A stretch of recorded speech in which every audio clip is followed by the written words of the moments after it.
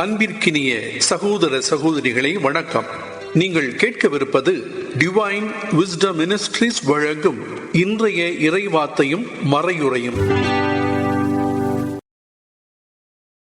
2025 November மாதம் 29ஆம் தேதி, புதுக்காலம் 34ஆம் வாரம், சனிக்கிழமை. முதல் வாசகம். ஆட்சியும் அரசுரிமையும் புனித மக்களுக்கு தரப்படும். இறைவாக்கினர் தானியேல் நூலிலிருந்து வாசகம்.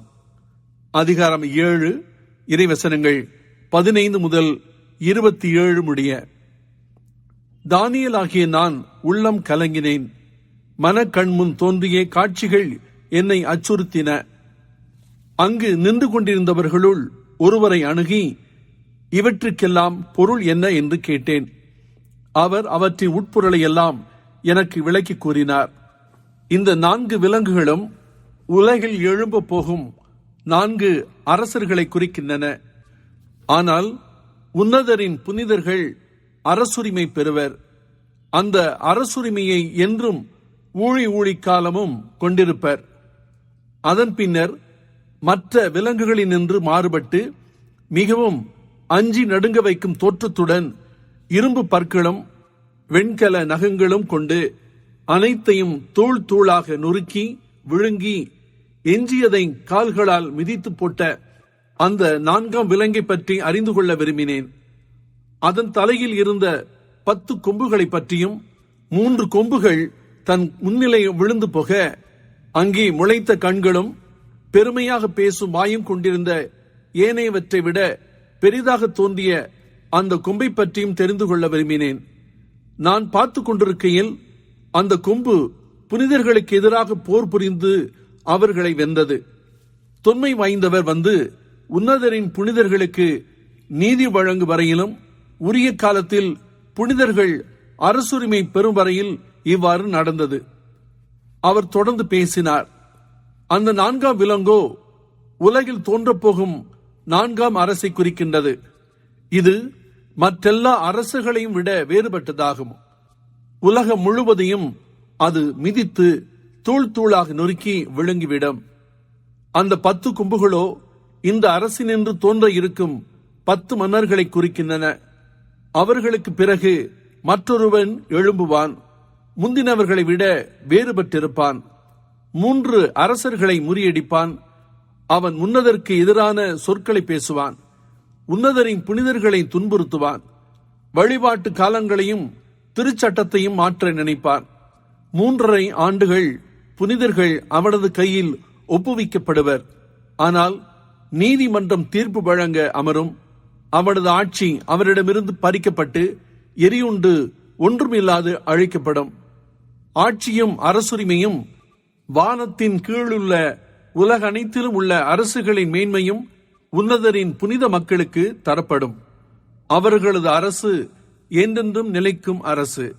எல்லா அரசுகளும் அவர்களுக்கு பணிந்து கீழ்ப்படியும். ஆண்டவரின் அருள்வாக்கு. பதிலுரை பாடல் பல்லவி. என்றென்றும் ஆண்டவரை புகழ்ந்து பாடி போற்றுங்கள். மண்ணுலக மாந்தர்களே, ஆண்டவரை வாழ்த்துங்கள்.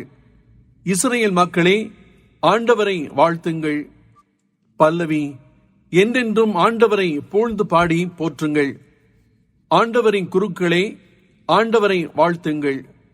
ஆண்டவரின் ஊழியரே, ஆண்டவரை வாழ்த்துங்கள். பல்லவி. என்றென்றும் ஆண்டவரை புகழ்ந்து பாடி போற்றுங்கள்.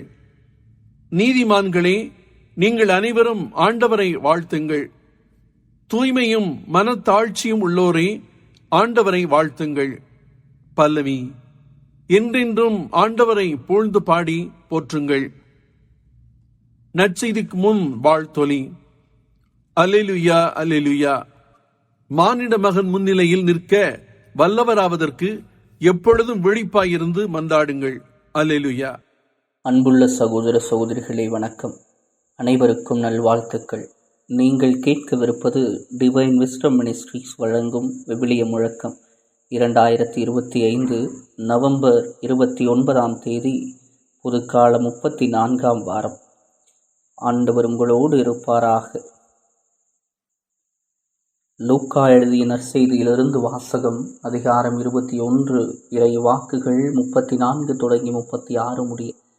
அக்காலத்தில் இயேசு தம் சீடர்களுக்கு கூறியது: உங்கள் உள்ளங்கள் குடிவெறி களியாட்டத்தாலும் இவ்வுலக வாழ்க்கைக்குரிய கவலையினாலும் மந்தமடையாதவாறும் அந்நாள் திடீரென வந்து ஒரு கன்னியைப் போல் உங்களை சிக்க வைக்காதவாறும் எச்சரிக்கையாயிருங்கள். மண்ணுலகு எங்கும் குடியிருக்கும் எல்லார் மீதும் அந்நாள் வந்தே தீரும். ஆகையால் நிகழப்போகும் அனைத்திலிருந்தும் தப்புவிப்பதற்கும் மானிட மகன் முன்னிலையில் நிற்க வல்லவராவதற்கும் எப்பொழுதும் விழிப்பாயிருந்து மன்றாடுங்கள். இது ஆண்டவர் வழங்கும் நற்செய்தி.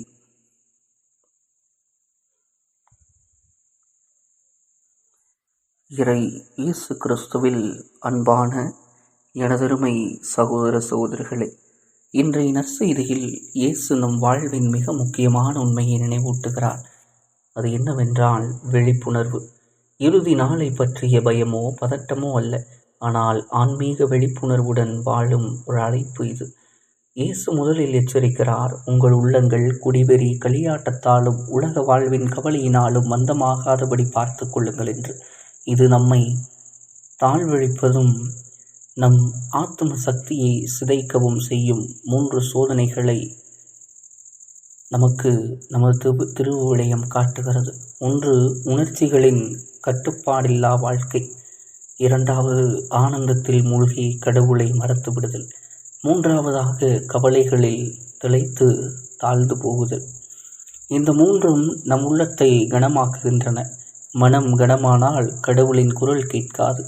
ஆன்மா மங்கி போனால் உண்மை தெரிந்தாலும் நடக்க முடியாது.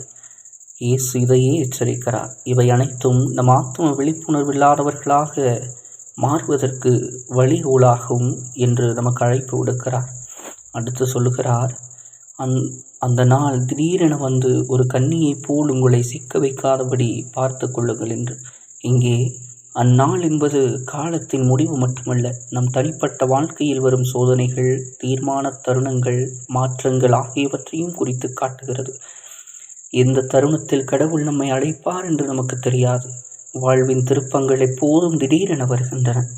தயாராயிருந்தால் நம்மால் நின்று கொள்ள முடியும், எதிர்கொள்ள முடியும்.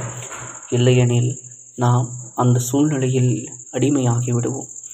இயேசு மேலும் கூறுகிறார்: ஆகையால் எப்பொழுதும் விழிப்பாயிருந்து மன்றாடுங்கள் என்று. விழிப்புணர்வு என்பது வெளிப்புற கவனிப்பு மட்டுமல்ல, அது ஒரு ஆன்மீகத்தின் உச்சநிலை. மனம் தெளிவாக இருப்பது, பாவத்திற்கு இடம் கொடாதது, நம் முடிவுகளை கடவுளின் ஒளியில் பார்க்கிற ஒரு செயல் இது. நம் இதயத்தை தினமும் பரிசோதிப்பது. இவற்றையெல்லாம் ஆன்மீக விழிப்புணர்வின் அடையாளங்களாக நமக்கு சுட்டி காட்டப்படுகிறது. ஆக அன்புமிக்க சகோதர சகோதரிகளே, இன்றைய நற்செய்தி நமக்கு 3 அழைப்புகளை தருகிறது. உள்ளத்தினை லேசாக வைத்துக்கொள். பாவம், கோபம், கவலை ஆகியவற்றை தினமும் இறைவனிடம் ஒப்படை. 2வது, விழிப்பாயிரு என்று. உலகின் சலனங்களில் மூழ்காமல் ஆன்மீக தெளிவுடன் வாழ இது அழைப்பு விடுக்கிறது. 3வதாக, மன்றாட்டு. கடவுளின் கரங்களில் தினமும் நம்பிக்கையாய் தங்கி வாழ் என்பது. நாம் நம்முடைய மன்றாட்டுக்களை ஏறெடுக்கும் பொழுது நிச்சயம் ஆண்டவர் நிறைவேற்றுவார் என்கிற நம்பிக்கையிலே நம்முடைய மன்றாட்டுக்களை ஏறெடுக்க வேண்டும் என்று நமக்கு சொல்லப்படுகிறது. ஆக அன்புமிக்க சகோதர சகோதரிகளே, நமக்கு கிடைக்க இயேசுவிடம் தாழ்மையாய் வேண்டுவோம். நம்முடைய நமக்கு தேவையான அருள் வரங்களை நம் ஆண்டவரிடத்திலே மன்றாடுவோம். விழிப்புடன் இருப்பதற்கு நாம் ஆண்டவரிடத்திலே கற்றுக்கொள்ள முற்படுவோம். ஆமென். ஆண்டவர் உங்களோடு இருப்பாராக. எல்லாம் வல்ல இறைவன், தந்தை, மகன், தூய ஆவியார் உங்களை நிறைவாக ஆசீர்வதிப்பாராக. ஆமென்.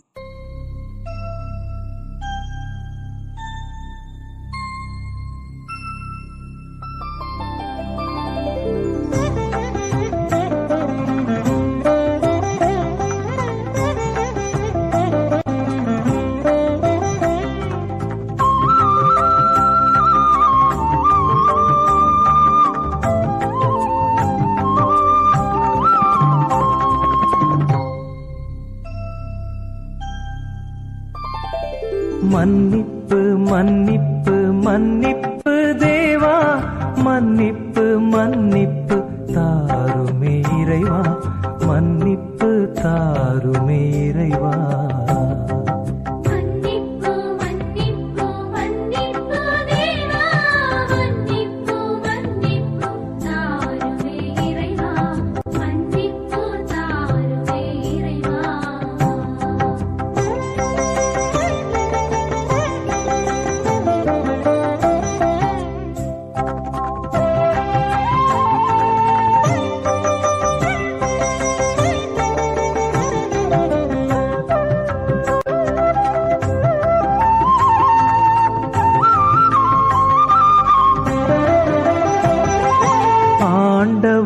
ஆன்மாவை விரும்புகின்றார், மாண்டிட்ட ஆன்மாவை தேடுகின்றார், அண்டிடும் பாவிக்கு அருளுகின்றார், நேரில் வேண்டிடும் துரோகிக்கு இறங்குகின்றார்.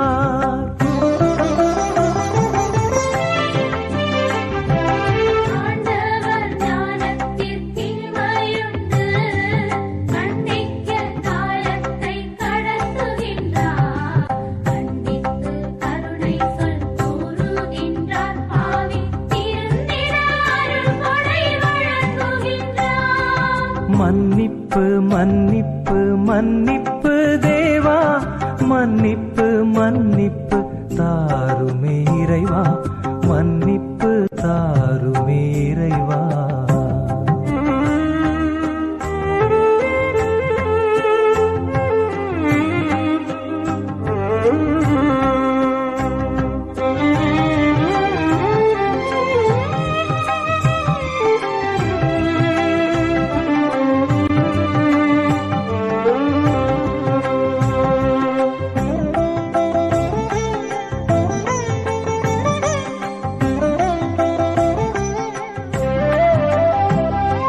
குற்றங்கள் இல்லையே என்று சொன்னால் நம்மைத்தானே மாற்றி நலிந்திடுவோம்.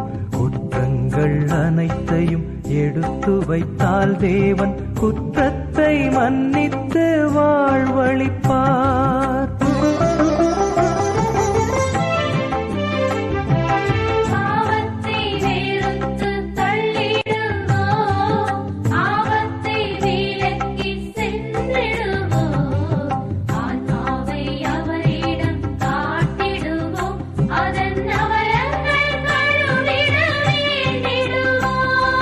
மன்னிப்பு மன்னிப்பு மன்னிப்பு தேவா, மன்னிப்பு மன்னிப்பு தாருமே இறைவா, மன்னிப்பு தாருமே இறைவா.